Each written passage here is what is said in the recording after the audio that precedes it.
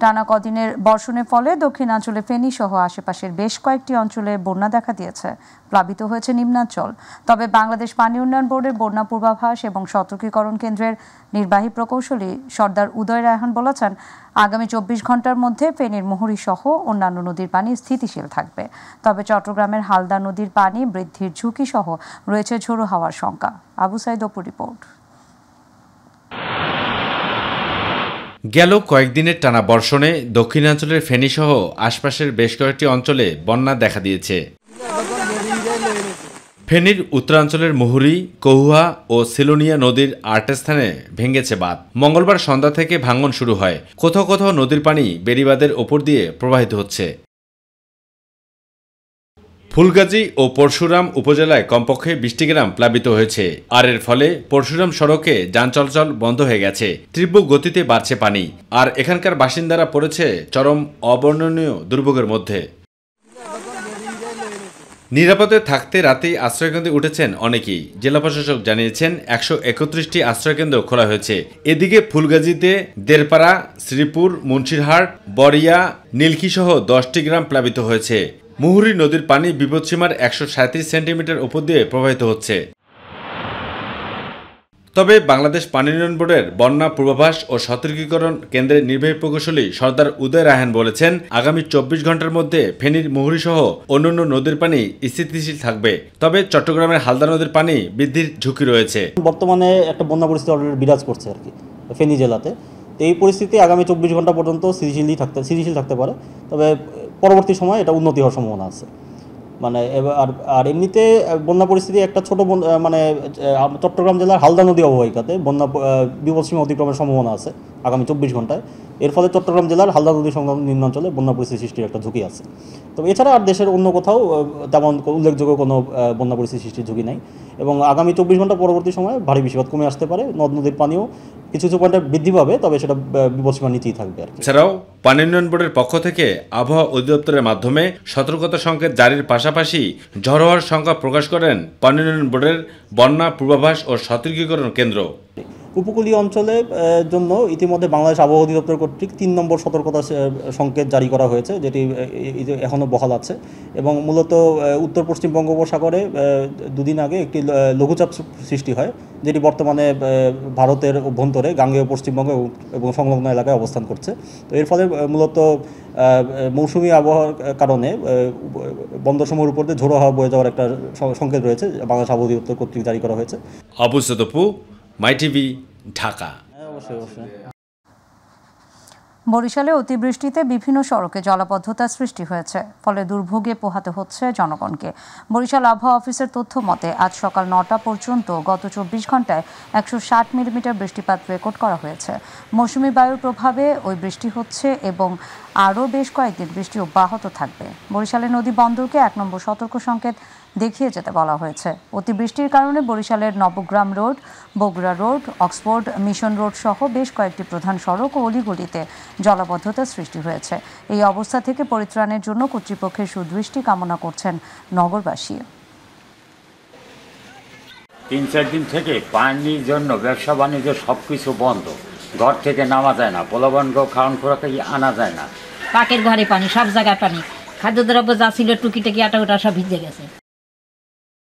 মৌসুমি বায়ুর প্রভাবে সকাল থেকে চট্টগ্রামে চলছে টানা ভারী বৃষ্টি। দুর্ভোগে পড়েছেন শিক্ষার্থী সহ কর্মজীবী মানুষ। পতেঙ্গা আবহাওয়া অফিস জানিয়েছে, দুপুর 12টা পর্যন্ত 100 মিলিমিটার বৃষ্টিপাত রেকর্ড করা বৃষ্টিতে নগরীর মেহেদীবাগ, কাপালসকুলা, কাতালগঞ্জ, শুকলবহর, চকবাজার, বহদ্দারহাট, কাতালগঞ্জ, আগ্রাবাদ সহ নিম্নাঞ্চলে জলাবদ্ধতা তৈরি হয়েছে। বিভিন্ন বাসাবাড়িতে ঢুকেছে পানি। আবহাওয়া অফিস পাহাড় ধসের আশঙ্কা করছে। প্রশাসন পাহাড়ে ঝুঁকিপূর্ণভাবে বসবাসকারীদের নিরাপদ আশ্রয়ে সরে যাওয়ার আহ্বান জানিয়েছেন। বৃষ্টির কারণে চট্টগ্রাম বন্দরের বহির্নোঙরে মাদার ভেসেল থেকে পণ্য খালাস বন্ধ থাকলেও অভ্যন্তরীণ কার্যক্রম স্বাভাবিক রয়েছে। টানা 3 দিনের বৃষ্টি এবং দুর্যোগপূর্ণ আবহাওয়ায় পানিবন্দী হয়ে পড়েছে খুলনার নিম্নাঞ্চল। মাঝারি থেকে ভারী বৃষ্টির কারণে নিম্ন আয়ের এবং খেটে খাওয়া মানুষদের যেমন দুর্ভোগ পড়তে হচ্ছে, তেমনি এই এলাকায় বিভিন্ন শিক্ষা প্রতিষ্ঠান সহ ঘরবাড়ি পানিতে তলিয়ে যাচ্ছে। টানা এই বর্ষণে স্থবির হয়ে পড়েছে খুলনার জনজীবন। রাতভর ভারী বৃষ্টিপাতের ফলে পানি দ্রুত সরে যেতে না পারায় অনেকটাই পানিবন্দী হয়ে পড়েছে খুলনাবাসী। রাতের বৃষ্টিতে ডুবে গেছে খুলনা শহরের রাস্তাঘাট সহ অধিকাংশ বাড়ির নিচতলা। ঘরের ভিতরে প্রবেশ করেছে নোংরা পানি, ফলে জনজীবন বিপর্যস্ত হয়ে পড়েছে। যেখানে একটু বৃষ্টি হলেই প্রতিটা এলাকা রোডঘাট পানিতে ডুবে যাচ্ছে। যে অবস্থা সেটা হচ্ছে সামান্য পরিমাণ বৃষ্টি হলে আমাদের এখানে হাঁটু সমান পানি হয়ে যায়। ড্রেনের ময়লা যদি পরিষ্কার থাকে তাহলে এই যে উপরের যে জলাবদ্ধতা আছে সেই পানিগুলো ড্রেন থেকে সরাসরি নদীতে চলে যেতে পারে।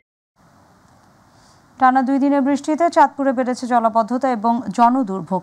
কখনো মাঝারি কখনো ভারী বৃষ্টি হচ্ছে। এতে ভোগান্তিতে পড়েছেন স্কুল কলেজগামী শিক্ষার্থী ও কর্মজীবী মানুষ। বিশেষ করে নিচু এলাকায় জলাবদ্ধতা দেখা দেয়ায় অনেক বসতঘর পানি ঢুকে গেছে। সকালে জেলা আবহাওয়া অফিসের দেয়া তথ্য মতে গত 48 ঘন্টায় আজ বুধবার সকাল 6টা পর্যন্ত 123 মিলিমিটার বৃষ্টিপাত রেকর্ড করা হয়েছে। সকাল 9 ঘটিকা পর্যন্ত তা বেড়ে 139 মিলিমিটার বৃষ্টিপাত রেকর্ড করা হয়। টানা বৃষ্টিতে জেলার গ্রামীণ সড়কগুলো ক্ষয়ক্ষতির পাশাপাশি শাহরাস্তি এবং ফরিদগঞ্জ উপজেলার গেল বছরের মতো জলাবদ্ধতার শিকার স্থানীয় বাসিন্দারা। এদিকে ড্রেনেজ ব্যবস্থা সচল না থাকায় শহরের আবাসিক এলাকায় সৃষ্টি হয়েছে জলাবদ্ধতা। মাদারীপুরে টানা 24 ঘন্টার বৃষ্টিতে বিপর্যয় নেমে এসেছে জনজীবনে। শহরের বেশ কিছু এলাকায় সড়কের বৃষ্টির পানি জমে থাকায় বেড়েছে ভোগান্তি। অপ্রয়োজনে ঘর থেকে বের হচ্ছেন না অনেকেই। খেটে খাওয়া মানুষেরা পড়েছেন চরম বিপাকে। বৃষ্টির কারণে খোলেনি বেশিরভাগ দোকানপাট, দেখা গেছে তালাবদ্ধ। জানা গেছে 24 ঘন্টায় মাদারীপুরে 69.4 মিলিমিটার বৃষ্টিপাত রেকর্ড করেছে আবহাওয়া অফিস। আরও 3 দিন এই বৃষ্টি থাকবে বলেও জানান তারা। টানা বৃষ্টিতে মাদারীপুর শহরের অধিকাংশ সড়কে পানি জমে থাকায় ভোগান্তিতে বাসিন্দারা।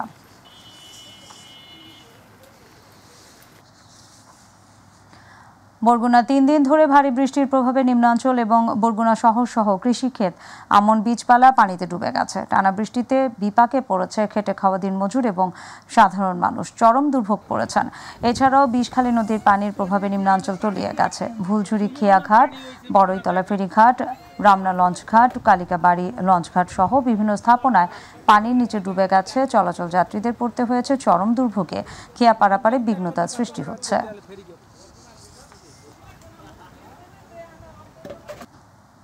লক্ষ্মীপুরে মৌসুমের সর্বোচ্চ বৃষ্টিতে নাকাল জনজীবন। অব্যাহত বৃষ্টিতে লক্ষ্মীপুরে বিভিন্ন স্থানে দেখা দিয়েছে জলাবদ্ধতা। বঙ্গোপসাগরের লঘুচাপ, সক্রিয় মৌসুমী বায়ু এবং পূর্ণিমার প্রভাবের কারণে জেলা জুড়ে একটানা বৃষ্টি হচ্ছে।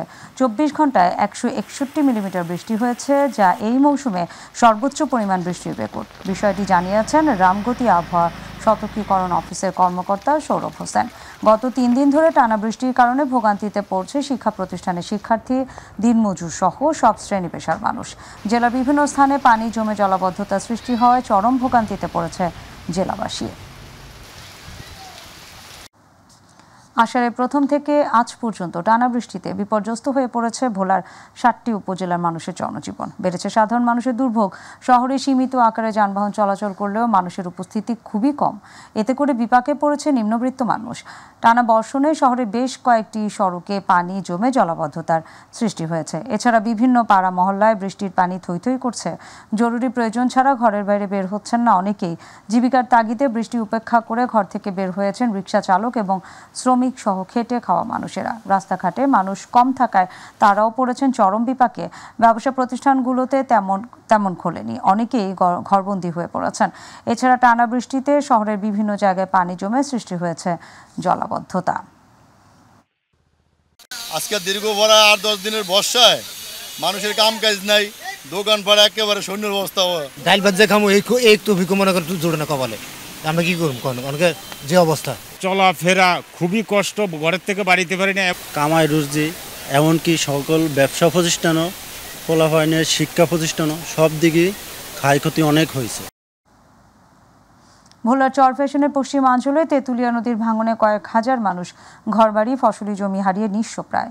ঠিকানাবিহীন ভাসমান এই পরিবারগুলো অন্যের বাড়িতে আশ্রিত জীবনযাপন করছে। নদী ভাঙন ভয়াবহ রূপ নেয় তীরবর্তী বসতিগুলোতে ছড়িয়ে পড়েছে সব হারানোর আতঙ্ক। ভাঙন রোধে ঝুঁকিপূর্ণ এলাকায় প্রয়োজনীয় ব্যবস্থা নেওয়ার আশ্বাস দিয়েছে পানি উন্নয়ন বোর্ড। প্রতিনিধি শাহাবুদ্দিন হাওলাদারের তথ্যচিত্রে আরও জানাচ্ছেন মিফতাক আলী। ভোলার পশ্চিমাঞ্চলে তেঁতুলিয়া নদী পাড়ে নজরুলনগর নীলকমল ইউনিয়নের বাবুরহাট থেকে ইউনিয়নের কাশেম মিয়ার হাট পর্যন্ত ২০ কিলোমিটার বেড়িবাঁধ থাকলেও মাত্র ৫ কিলোমিটারে ব্লক ফেলা হয়েছে। বাকি ১৫ কিলোমিটার বেড়িবাঁধ এলাকার ভাঙন রোধে এখন পর্যন্ত টেকসই কোনো ব্যবস্থা না নেয়ায় গত ৩ মাসে ঘরবাড়ি নদীতে হারিয়ে চরম ঝুঁকিপূর্ণ অবস্থায় আছে। জোয়ারটা আইছে, এই জোয়ারটার লগে একটা সব গাফারি ফিরে গাঙ্গা হালাইছে। ঘর ৩বার ভাঙ্গা আরম্ভ হয়েছে, ৩বারের আগেই ওই দূরত্ব নে ভাঙ্গিয়া এই কাছে আইছে। যদি এই জায়গাটুকু ভাঙ্গা নিয়ে যা তাহলে আর কিভাবে কোথায় থাকবো, মাথা গুজের না জায়গা নাই। ৩ দফা নদী ভাঙনে ঘরবাড়ি ফসলি জমি হারিয়ে নিঃস্বপ্রায় এসব মানুষ প্রতিবেশীদের বাড়িতে আশ্রয় নিয়ে ভাসমান জীবনযাপন করছে। আমি ১ মাস আগে ঘর করছি, নদীটা আবার আমার ঘরের পাশে চলে আইছে। এখন আমি কোনো যাবো, আমার কোনো তৌফিক নাই। আর ১২ ঘন্টা জমি সব আমার নদী নিয়ে গেছে, ঘর দুয়ার সব ভাঙে চুরে গেছে। দ্রুত জানো এই নদী ভাঙন কবলিত এলাকায় ব্লক ফালানো হোক বা স্থায়ী পদক্ষেপ নেওয়া হোক। ১৫ কিলোমিটার সহ নদী ভাঙন রোধে দ্রুত ব্যবস্থা নিতে পানি সম্পদ মন্ত্রণালয়ে আবেদন করেছেন স্থানীয় বাসিন্দা ও সুপ্রিম কোর্টের আইনজীবী অ্যাডভোকেট সিদ্দিকুল্লাহ মিয়া। তারা আমার চিঠিটা দ্রুত আমলে নিয়ে পানি উন্নয়ন বোর্ডের মহাপরিচালককে যে যত দ্রুত সম্ভব এই নদী ভাঙন রোধে প্রয়োজনীয় ব্যবস্থা করার জন্য অনুরোধ ক্রমে নির্দেশ প্রদান করা হলো। আমি মনে করি যে এটা পানি সম্পদ মন্ত্রণালয় থেকে সর্বোচ্চ আদেশ হয়েছে। গত ২৩ জুন মন্ত্রণালয় থেকে পানি উন্নয়ন বোর্ডের মহাপরিচালককে নির্দেশনা দেয় ভাঙন রোধে ঝুঁকিপূর্ণ এলাকায় প্রয়োজনীয় ব্যবস্থা নেওয়ার আশ্বাস। তাৎক্ষণিকভাবে যে সকল জায়গায় ভাঙন দেখা যাচ্ছে অধিক ঝুঁকিপূর্ণ অংশসমূহে আমরা ইতিমধ্যেই অস্থায়ী প্রতিরক্ষামূলক ব্যবস্থা গ্রহণ করেছি। কর্তৃপক্ষ দ্রুত ভাঙন রোধে কার্যকরী পদক্ষেপ নেবেন এমনটাই দাবি ভাঙন কবলিত এলাকার ক্ষতিগ্রস্ত মানুষের। মিফতাক আলী, মাই টিভি। জুলাই গণ অভ্যুত্থানে বর্ষপূর্তি এবং দেশ করা নতুন পত্রয়ে জাতীয় নাগরিক পার্টির পদযাত্রার অংশ হিসেবে বিকেলে ঝিনাইদহে আসছেন দলটির কেন্দ্রীয় নেতৃবৃন্দ। দলটির সূত্র জানিয়েছে, দুপুরের পর জাতীয় নাগরিক পার্টির কেন্দ্রীয় নেতৃবৃন্দের বহর চুয়াডাঙ্গা সফর শেষে ঝিনাইদহে প্রবেশ করবেন। বদরগঞ্জ বাজারে তাদের রিসিভ করে ঝিনাইদহ শহরে আনা হবে। পথে বিভিন্ন বাজারে করা হবে পথসভা।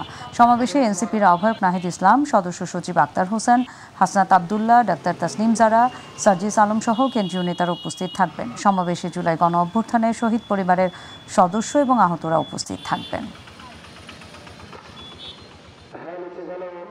বগুড়ায় এক সৌদি প্রবাসী স্ত্রী এবং বাবাকে হত্যার ঘটনা ঘটেছে। বগুড়ার দুপচাচিয়া উপজেলার জিয়ানগর ইউনিয়নের লক্ষ্মী মণ্ডপ গ্রামে এই ঘটনা ঘটে। সৌদি প্রবাসী শাহজাহান আলীর পিতা আফতাব আলী তার পুত্রবধূ রিভা খাতুন ওই বাড়িতেই বসবাস করতেন। মঙ্গলবার রাতে খাওয়া দাওয়া শেষে আফতাব এবং রিভা নিজ নিজ ঘরে ঘুমাতে যান। সকালে মৃত রিভার ৫ বছর বয়সী মেয়ে মায়ের মৃতদেহ দেখে চিৎকার করলে স্বজনরা ছুটে এসে পুলিশে খবর দেয়। খবর পেয়ে দুপচাচিয়া থানা পুলিশ ঘটনাস্থলে গিয়ে ওই দুজনের মরদেহ উদ্ধার করে।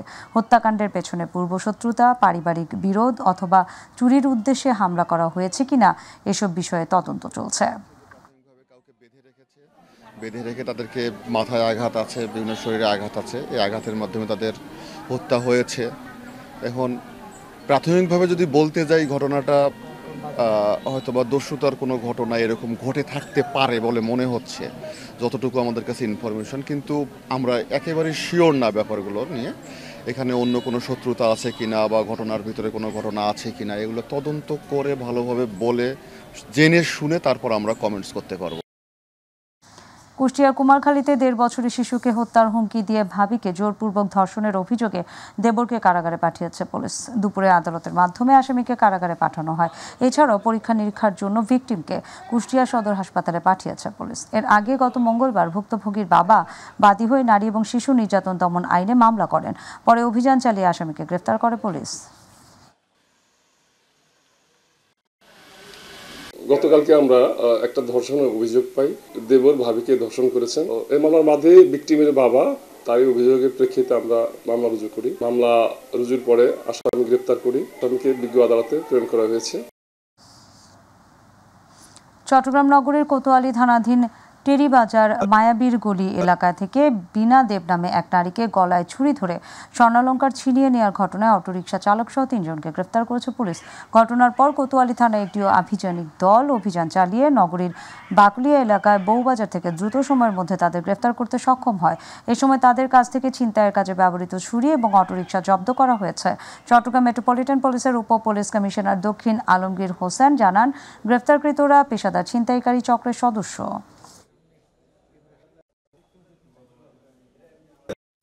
টেরিবাজার যে বিগ বাজার আছে চট্টগ্রাম আন্দরবিল্লার নিকটবর্তী, সেখানে 7:30 বাজে এই ঘটনাটা ঘটেছে।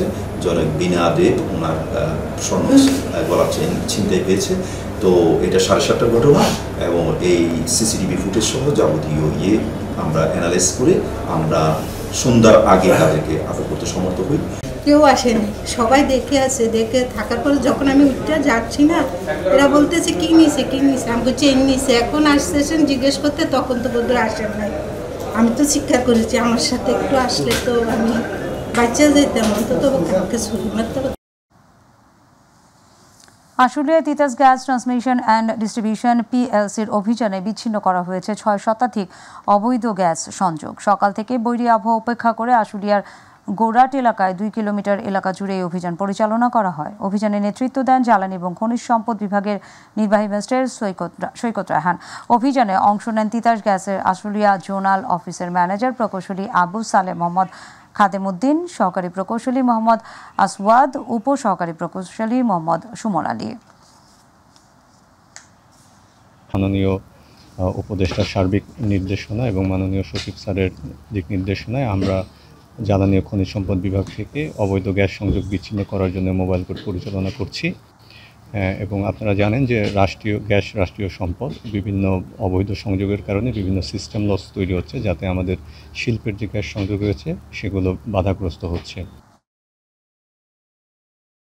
পাহাড়তলী বাজারে নিম্নমানের চাল ভিন্ন ব্র্যান্ডের বস্তায় ভরে বিক্রি এবং ওজনে কম দেওয়ার অভিযোগে মেসার্স চৌধুরী অ্যান্ড কোম্পানিকে 1 লাখ টাকা জরিমানা করেছে জাতীয় ভোক্তা অধিকার সংরক্ষণ অধিদপ্তর। অভিযানে নেতৃত্ব দেন অধিদপ্তরের উপপরিচালক ফয়েজুল্লাহ, সহকারী পরিচালক রানা দেবনাথ, আনিসুর রহমান এবং আলোক চিত্রী আফতাবুজ্জামানও অভিযানে অংশ নেয়। মূল্য তালিকা না থাকায় মেসার্স হক রাইস এজেন্সিকে 8,000 টাকা এবং ওজনে কম দেওয়ায় মেসার্স আদর স্টোরকে 10,000 টাকা জরিমানা করা হয়। অভিযান শেষে বাজার কমিটির সঙ্গে মতবিনিময় করেন কর্মকর্তারা।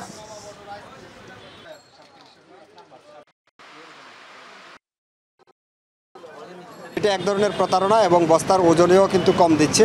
300 গ্রাম পর্যন্ত আমরা বস্তার ওজনে কম পেয়েছি, আমরা চালের ওজনে কম পেয়েছি। তো এই প্রতারণাটা তারা আর করবে না। আমাদের সাথে নেতৃস্থানীয়রা আছে। আপনাদেরকে একটু বলে রাখি, আমরা এর আগেও এই বাজারে অভিযান পরিচালনা করেছি একই বিষয়ে, এই যে প্রতারণা করার বিষয়টা, যে ব্র্যান্ডের বস্তার ভিতরে নন ব্র্যান্ড সাধারণ চাল ভরে যে বিক্রি করা, এটা নেতৃস্থানীয়রা আমাকে তখনও কথা দিয়েছিল যে এটা আর হবে না বাজারে। ময়মনসিংহ ইঞ্জিনিয়ারিং কলেজের শিক্ষা কার্যক্রম ঢাকা বিশ্ববিদ্যালয়ের অধিভুক্ত বাতিল করে বাংলাদেশ ইনস্টিটিউট অব টেকনোলজির BIT গঠনের 1 দফা দাবিতে ব্লকেট কর্মসূচি পালন করছে শিক্ষার্থীরা। সকাল 11টা থেকে রহমতপুর বাইপাস মোড়ে কলেজের সামনে ময়মনসিংহ টাঙ্গাইল সড়ক অবরোধ করে এই কর্মসূচি পালন করে তারা। শিক্ষার্থীরা ময়মনসিংহ ইঞ্জিনিয়ারিং কলেজের বিভিন্ন সমস্যা নিয়ে গত 2 মাস ধরে ক্লাস পরীক্ষা বর্জন করে আন্দোলন চালিয়ে যাচ্ছিল, কিন্তু সমস্যা সমাধানে কর্তৃপক্ষের কোনো সাড়া না পেয়ে আজ সড়ক অবরোধ করে ব্লকেট কর্মসূচি পালন করে তারা। পুলিশ প্রশাসনের পক্ষ থেকে ব্লকেট কর্মসূচি প্রত্যাহারের চেষ্টা করলেও কর্মসূচি পালনে অনড় রয়েছে শিক্ষার্থীরা। সিস্টেম ছিল ঢাবি আমাদের তাদের সিদ্ধান্ত, তাদের সব কিছু আমাদের উপর চাপা দিত। আমাদের কোনো দাবি, কোনো কথা তাদের কাছে যৌক্তিক লাগতো না, তারা আমাদের কোনো কথা শুনতো না। আমরা এখন এগুলো থেকে বের হয়ে এসে স্বতন্ত্র প্রতিষ্ঠান চাই, আমরা BIT চাই। হলো আমাদের এই ক্যাম্পাস মূলত ঢাকা ইউনিভার্সিটি প্রযুক্তি ইউনিটের আন্ডারে। তো আমাদের এই ক্যাম্পাসটা যেভাবে চলে, আমাদের কারিগরি শিক্ষা কারিগরি যে আছে তারা আমাদের প্রশাসনিক দিক সামাল দেয়, এবং ঢাকা ইউনিভার্সিটি যে আছে সে আমাদের যে একাডেমিক কার্যক্রম সেটা তারা চালায়। দর্শক, এবার আমাদের কৃষি।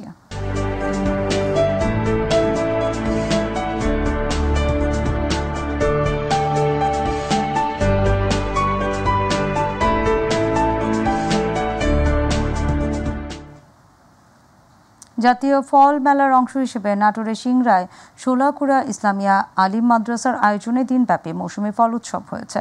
সকালে প্রতিষ্ঠানের হলরুমে এই ফল উৎসবের উদ্বোধন করেন উপজেলা নির্বাহী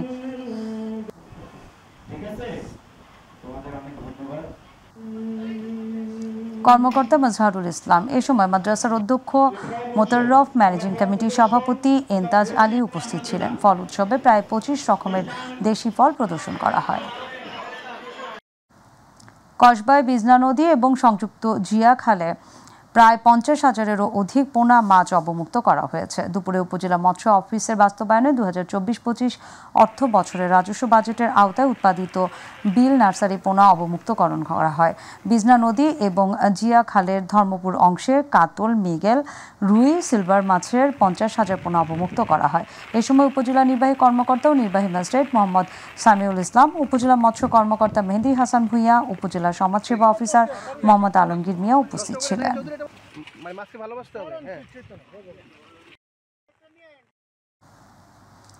মাইটিভির প্রতিষ্ঠাতা চেয়ারম্যান এবং মাইটিভির চেয়ারম্যান ব্যবস্থাপনা পরিচালক নাসির উদ্দিন সাথীর মাতা মরহুমা ওমেদা বেগমের 18তম মৃত্যুবার্ষিকী উপলক্ষে মুন্সিগঞ্জের গজারিয়ায় কোরআন খতম এবং দোয়া মাহফিল অনুষ্ঠিত হয়েছে।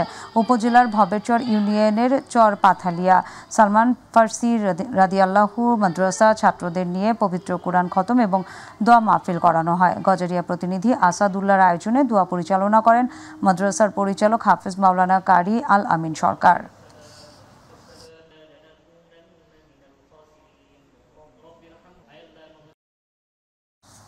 মাইটিভির প্রতিষ্ঠাতা চেয়ারম্যান মরহুমা ওমেদা বেগমের 18তম মৃত্যুবার্ষিকী উপলক্ষে দোয়া এবং মোনাজাতের আয়োজন করেছে মাইটিভি চট্টগ্রাম অফিস।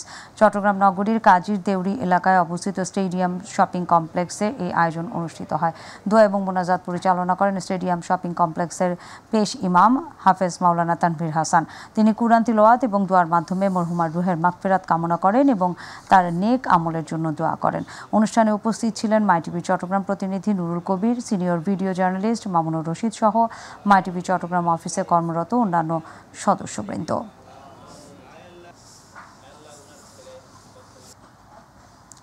মাইটিভির চেয়ারম্যান ও ব্যবস্থাপনা পরিচালক নাসির উদ্দিন সাথীর মাতা এবং মাইটিভির প্রতিষ্ঠাতা চেয়ারম্যান মরহুমা ওমেদা বেগমের 18তম মৃত্যুবার্ষিকীতে তার রুহের মাগফিরাত কামনায় কুড়িগ্রামে কোরআনখানি এবং দোয়া মাহফিল অনুষ্ঠিত হয়েছে।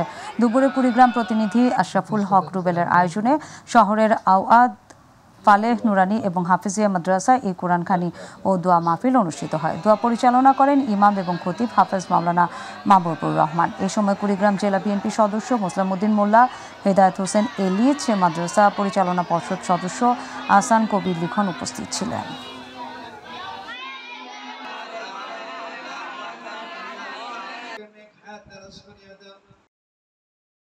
মাইটিভির চেয়ারম্যান ও ব্যবস্থাপনা পরিচালক নাসির উদ্দিন সাথীর মাতা এবং মাইটিভির প্রতিষ্ঠাতা মরহুমা ওমেদা বেগমের 18তম মৃত্যুবার্ষিকী পালিত হয়েছে। মাইটিভির ফেনী প্রতিনিধি আমিনুল ইসলাম চৌধুরীর পক্ষ থেকে ফেনী সদর উপজেলার চারিপুর এলাকায় দারুস সুন্নাহ হাফিজিয়া মাদ্রাসা ও এতিমখানা কোরআন খতম এবং দোয়া মাহফিলের আয়োজন করা হয়। এতে শতাধিক এতিমদের মাঝে তবারক এবং নগদ অর্থ বিতরণ করা হয়। এতে উপস্থিত ছিলেন পৌর যুবদলের সাধারণ সম্পাদক নিজামুদ্দিন সোহাগ, ব্যবসায়ী নূর নবী সান্টু পাটোয়ারি এবং সাংবাদিক রফিকুল ইসলাম সহ আরও অনেকে।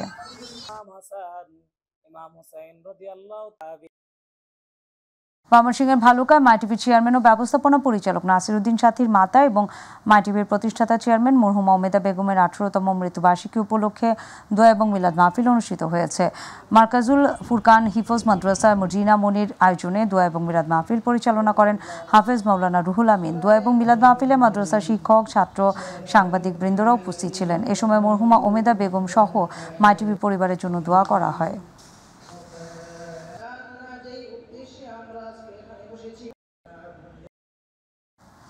বরগুনা মাইটিভির চেয়ারম্যান ও ব্যবস্থাপনা পরিচালক নাসির উদ্দিন সাথীর মাতা এবং মাইটিভির প্রতিষ্ঠাতা চেয়ারম্যান মরহুমা ওমেদা বেগমের 18তম মৃত্যুবার্ষিকী উপলক্ষে দোয়া এবং মোনাজাত হয়েছে। মাইটিভির প্রতিনিধি আসাদুজ্জামান অন্তুর উদ্যোগে বরগুনা কেওড়াবুনিয়া দাখিল মাদ্রাসা প্রাঙ্গণে দোয়া এবং মোনাজাত অনুষ্ঠিত হয়। এ সময় স্থানীয় এলাকাবাসী সহ আরও অনেকে উপস্থিত ছিলেন।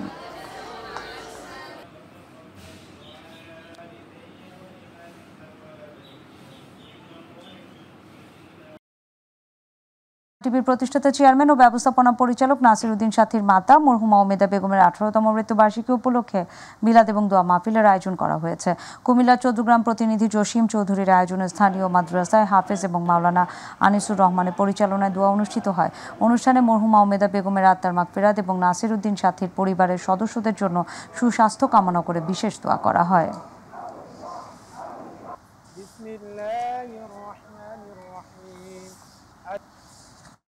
মাই টিভির চেয়ারম্যান ও ব্যবস্থাপনা পরিচালক নাসির উদ্দিন সাথীর মাতা এবং মাই টিভির প্রতিষ্ঠাতা চেয়ারম্যান মরহুমা ওমেদা বেগমের 18তম মৃত্যুবার্ষিকী উপলক্ষে দোয়া এবং মিলাদ মাহফিল অনুষ্ঠিত হয়েছে। মাই টিভির নাটোর প্রতিনিধি গোলাম মোস্তফার আয়োজনে নাটোর বন বেগঘরিয়া সরকারি শিশু সনদ এতিমখানায় শিশুদের নিয়ে দোয়া এবং মিলাদ মাহফিল অনুষ্ঠিত হয়। দোয়া এবং মিলাদ মাহফিল পরিচালনা করেন সরকারি শিশু পরিবার মসজিদের ইমাম শফিকুল ইসলাম শফি।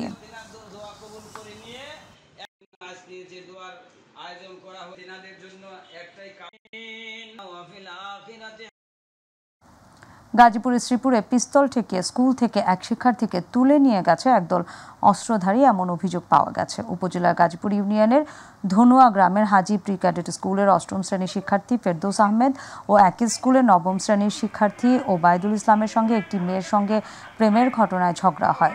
তার জেরে ফেরদৌসকে পিস্তল ঠেকিয়ে তুলে নিয়ে নির্যাতন চালানো হয়। অপহৃত শিক্ষার্থীর মা কুসুম আক্তার জানান, পরে স্থানীয়দের সহযোগিতায় ছেলেকে উদ্ধার করে নিয়ে চিকিৎসার জন্য হাসপাতালে ভর্তি করা হয়। শ্রীপুর থানার ভারপ্রাপ্ত কর্মকর্তা মোহাম্মদ আব্দুল বারিক জানান, খবর পেয়ে ঘটনাস্থলে পুলিশ গিয়ে অপহরণকারীদের গ্রেফতারের অভিযান চালিয়েছে।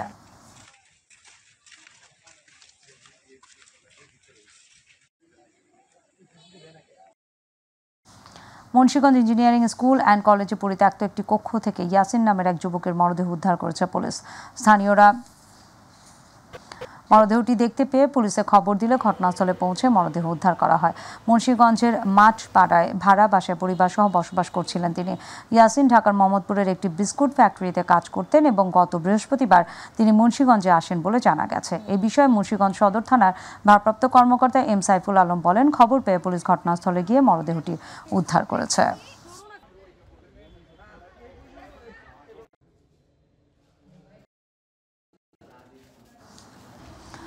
250 বছরের পুরাকৃতির ভবন হাজী মোহাম্মদ মহসিনের স্মৃতি স্মারক যশোরের মুরলী ইমামবাড়িতে দুঃসাহসিক চুরির ঘটনা ঘটেছে। ইমামবাড়ির প্রধান ফটকের তালা ভেঙে চোরেরা শিয়া সম্প্রদায়ের মহরমের জন্য ব্যবহৃত শত বছরের মূল্যবান জিনিসপত্র চুরি করে নিয়ে গেছে। এ ঘটনায় ইমামবাড়ি কার্যকরী পরিচালনা পরিষদের সম্পাদক সিরাজুল ইসলাম যশোর কোতোয়ালি মডেল থানায় অভিযোগ দিয়েছেন। যশোর কোতোয়ালি মডেল থানা ভারপ্রাপ্ত কর্মকর্তা আবুল হাসনাত বলেন, অভিযোগ পেয়েছেন, পুলিশ আইনগত ব্যবস্থা নিচ্ছে।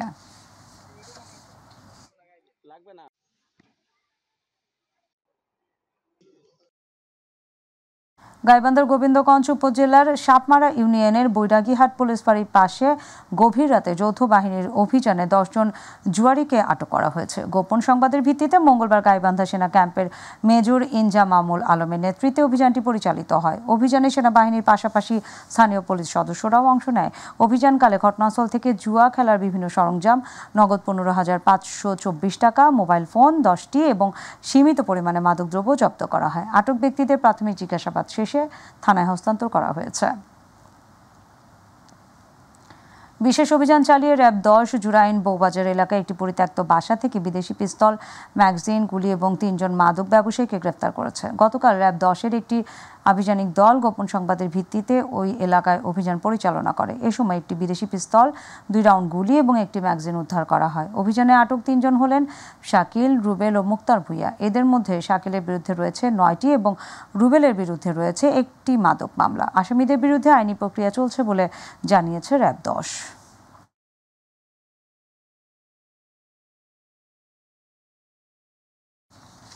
কসবায় বিজনা নদী সংযুক্ত জিয়াখালে অবৈধ রিং জাল দিয়ে মাছ ধরা প্রতিরোধে ভ্রাম্যমাণ আদালত অভিযান করেছে। দুপুরে উপজেলার ধর্মপুর এলাকায় এই অভিযান পরিচালনা করা হয়। অভিযানে অবৈধ রিং জাল জব্দ করা হয়। ভ্রাম্যমাণ আদালত পরিচালনা করে উপজেলা নির্বাহী কর্মকর্তা ও নির্বাহী ম্যাজিস্ট্রেট মোহাম্মদ সামিউল ইসলাম। এ সময় উপজেলা মৎস্য কর্মকর্তা মেহেদি হাসান ভূঁইয়া, উপজেলা সমাজসেবা অফিসার মোহাম্মদ আলমগীর মিয়া, যুব উন্নয়ন কর্মকর্তা ও তুরি বাংলাদেশের সদস্য সাংবাদিক মোহাম্মদ আলমগীর হোসেন উপস্থিত ছিলেন।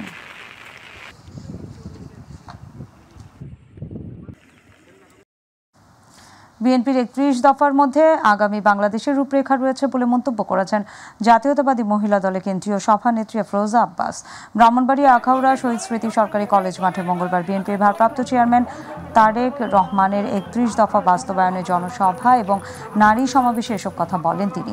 আফরোজা আব্বাস বলেন, বিএনপির 31 দফা মানেই বাংলাদেশ, 31 দফা মানে গণতন্ত্র, 31 দফার মধ্যেই আছে আগামী বাংলাদেশ।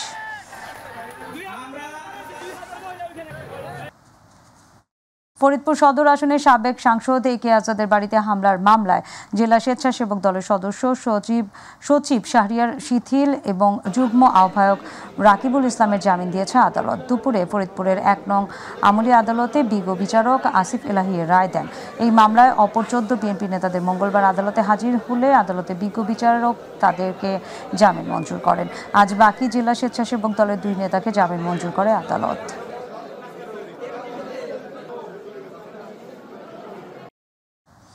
দলীয় শৃঙ্খলা ভঙ্গ এবং দলের নীতি আদর্শ এবং সংহতি পরিপন্থী কার্যকলাপের জন্য সাভার উপজেলার তেঁতুলঝোড়া ইউনিয়নের 7 নং ওয়ার্ড বিএনপি সভাপতি মোশাররফ হোসেন মুসাকে বিএনপি সদস্য সহ সকল পর্যায়ের পদ থেকে বহিষ্কার করেছে বাংলাদেশ জাতীয়তাবাদী দল বিএনপি।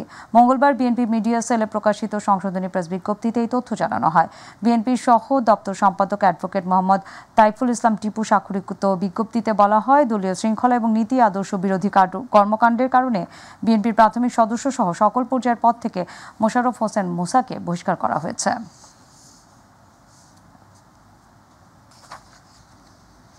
শরীয়তপুরের জাজিরা উপজেলার মাঝিরঘাট এলাকায় পদ্মা সেতুর 2 কিলোমিটার বেড়িবাঁধের 150 মিটার এলাকায় আকস্মিক ভাঙনের শিকার হয়। এর ফলে বেশ কিছু বসতবাড়ি, দোকানপাট নদীর গর্ভে চলে যায়। ভাঙন কবলিত মানুষের পাশে দাঁড়িয়েছে জাজিরা উপজেলা বিএনপির নেতাকর্মী। উপজেলা বিএনপির সাধারণ সম্পাদক মাহবুব আলম টিটু আখন এর নেতৃত্বে সেখানে একটি টিম উপস্থিত হয়ে নদীতে ভাঙনের শিকার ওয়া পরিবারের পাশে দাঁড়ান এবং তাদের সার্বিক খোঁজ খবর নেন, এমনকি তাদের মাঝে খাদ্য সামগ্রী বিতরণ করেন। এর আগে সকালে শরীয়তপুর জেলা বিএনপির সাধারণ সম্পাদক সর্দার এ কে এম নাসির উদ্দিন কালু ঘটনাস্থল পরিদর্শন করেন।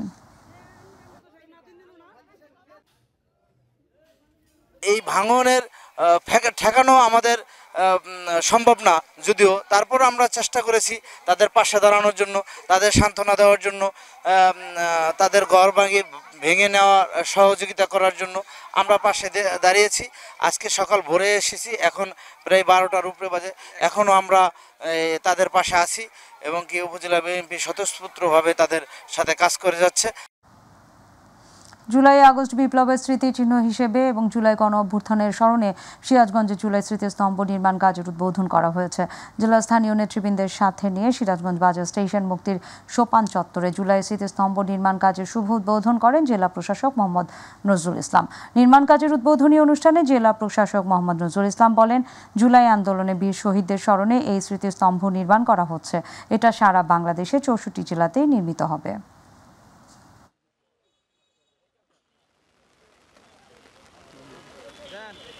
যারা শহীদ হয়েছে তাদের প্রতি শ্রদ্ধা জ্ঞাপন করা হয় 21শে ফেব্রুয়ারি। ঠিক তেমনি 5ই আগস্টে প্রত্যেক শহীদদের, জুলাই আগস্টের শহীদদের প্রতি শ্রদ্ধা জ্ঞাপনের জন্য এই স্মৃতিস্তম্ভ স্থাপন করা হয়েছে। আমাদের 24-এর আন্দোলনের চিজ ধরে রাখবে এবং এটা আমরা সারা জীবন মনে রাখবো। এটা আমি সাধুবাদ জানাই এবং আমি সারা জীবন এই জিনিস শ্রদ্ধা করবো এবং স্মরণ করে রাখবো। আজকে আমরা মুক্তির সোপানে, সিরাজগঞ্জ জেলার বাজার স্টেশন এরিয়ায় মুক্তির সোপানে জুলাই স্মৃতিস্তম্ভ আমরা কার্যক্রম শুরু করলাম। এটা সারা বাংলাদেশে 64 জেলায় স্থাপিত হবে এবং 5ই আগস্টে আমরা এটা এখানে ফুল দিয়ে শহীদদের উদ্দেশ্যে শ্রদ্ধা নিবেদন করবো ইনশাআল্লাহ। ঠাকুরগাঁও সপ্তাহব্যাপী ডেঙ্গু প্রতিরোধে পরিচ্ছন্নতা এবং সচেতনতামূলক কার্যক্রম শুরু হয়েছে ঠাকুরগাঁও জেলা কারাগার কর্তৃপক্ষ। সকালে কারাগারের অভ্যন্তরে ও বাইরে পরিচ্ছন্নতা কাজে অংশ নেন জেলার ও কারারক্ষীরা। জেলার শাহরিয়ার আলম চৌধুরীর নেতৃত্বে পরিচ্ছন্নতার পাশাপাশি মশা নিধন কার্যক্রম পরিচালনা করা হয়। পরে পৌরসভা পরিচ্ছন্নতা কর্মীরা মশা নিধনে স্প্রে করেন। এ সময় জেল সুপার মাসুদুর রহমান সহ অন্যান্যরা উপস্থিত ছিলেন।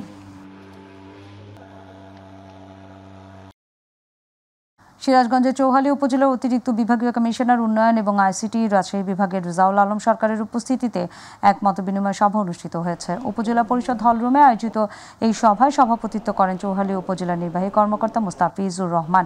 সভায় বিভিন্ন দপ্তরের সরকারি কর্মকর্তা কর্মচারীবৃন্দ অংশগ্রহণ করেন। উপস্থিত ছিলেন চৌহালি থানার অফিসার ইনচার্জ আব্দুল বারিক সহ বিভিন্ন পর্যায়ের প্রশাসনিক কর্মকর্তারা।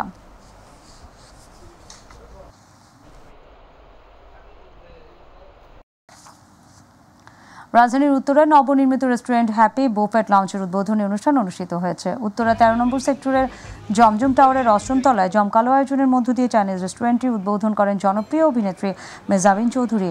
জেনারেল ম্যানেজার সাইফুল ইসলামের তত্ত্বাবধানে রেস্টুরেন্টের চেয়ারম্যান চাইনিজ নাগরিক হুয়ার উপস্থিতিতে অনুষ্ঠানে রেস্টুরেন্টের ডিরেক্টর চাইনিজ নাগরিক আল আন সহ আরও অনেকেই উপস্থিত ছিলেন। চাইনিজ নাগরিক এবং বাংলাদেশি চাইনিজ খাবার রসিকদের কথা চিন্তা করে উত্তরা রেস্টুরেন্টটি করা হয়েছে বলে জানান general manager Saiful Islam. Chinese নাগরিক হুয়া বলেন, অনেক অল্প টাকায় 100 এর অধিক বুফে ও চাইনিজ খাবার প্রেমীদের কথা চিন্তা করেই মূলত হ্যাপি বুফেট লাউঞ্জের রেস্টুরেন্টটি যাত্রা শুরু হয়েছে। ময়মনসিংহে পেশাজীবী পরিবহন শ্রমিকদের সচেতনতা এবং দক্ষতা বৃদ্ধিতে প্রশিক্ষণ কর্মশালা অনুষ্ঠিত হয়েছে। নগরীর পাটগুদাম ব্রিজে শ্রমিক ইউনিয়নের কার্যালয়ে জেলা মোটর মালিক সমিতি এবং শ্রমিক ইউনিয়নের যৌথ উদ্যোগে এবং বাংলাদেশ সেনাবাহিনীর পৃষ্ঠপোষকতায় এই কর্মশালা অনুষ্ঠিত হয়। এতে জেলা পুলিশ, ট্রাফিক বিভাগ এবং বিআরটি এর সহযোগিতায় শতাধিক বাস এবং ট্রাক চালক অংশ নেয়। জেলা মোটর মালিক সমিতির কার্যকরী সভাপতি আবু সাইদের সভাপতিত্বে কর্মশালায় প্রধান অতিথি ছিলেন মোমেন শাহী সেনানিবাসের মেজর জায়েদ। ময়মনসিংহের জেলা প্রশাসক মহিদুল আলম ময়মনসিংহ নগরীকে যানজট এবং হকার মুক্ত করতে গৃহীত কর্মপরিকল্পনা বাস্তবায়নে নগরবাসীর প্রতি আহ্বান জানিয়েছেন। জেলা প্রশাসকের সম্মেলন কক্ষে আয়োজিত সভায় সভাপতির বক্তব্যে তিনি এই আহ্বান জানান। এ সময় যানজট এবং হকার মুক্ত নগরী করতে সকলের সহযোগিতা কামনা করে বক্তব্য রাখেন পুলিশ সুপার কাজী আক্তারুল আলম, অতিরিক্ত জেলা ম্যাজিস্ট্রেট উম্মে হাবিবা মীরা, অতিরিক্ত পুলিশ সুপার মোহাইমেনুল রশিদ, সিটি কর্পোরেশনের প্রধান নির্বাহী কর্মকর্তা সুমনা আল মজিদ, সহকারী কমিশনার সাইদ মোহাম্মদ ইব্রাহিম, ময়মনসিংহ প্রেস ক্লাবের সাধারণ সম্পাদক সাইফুল ইসলাম। দেশের মানুষের সকল সমস্যা দূর করতে হলে বাংলাদেশ জাতীয়তাবাদী দল বিএনপিকে ক্ষমতায় আনতে হবে। এজন্য জাতীয়তাবাদী সরকার এবং তারেক রহমানের নেতৃত্বে বিএনপিকে ক্ষমতায় আনতে হবে।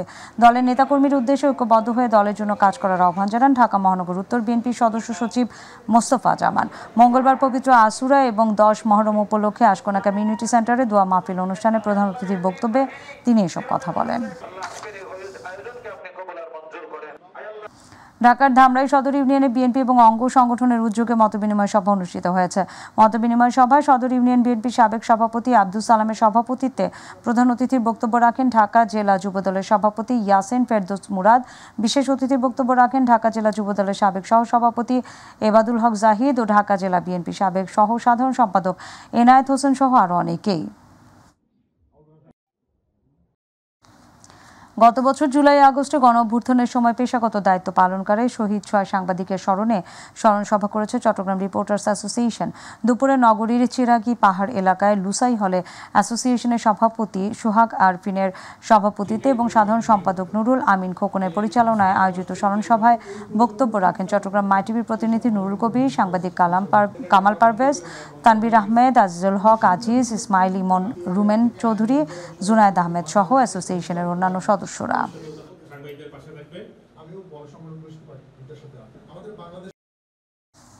চট্টগ্রাম নগরীর টাইগার পাস রেলওয়ে কলোনিতে মাদক ব্যবসা, চাঁদাবাজি এবং নানা অপরাধের বিরুদ্ধে প্রতিবাদ জানিয়ে মানববন্ধন করেছে এলাকাবাসী। বৃষ্টি উপেক্ষা করে টাইগার পাস চত্বরে আয়োজিত এই মানববন্ধনে অংশ নেয় ভুক্তভোগী সাধারণ মানুষ।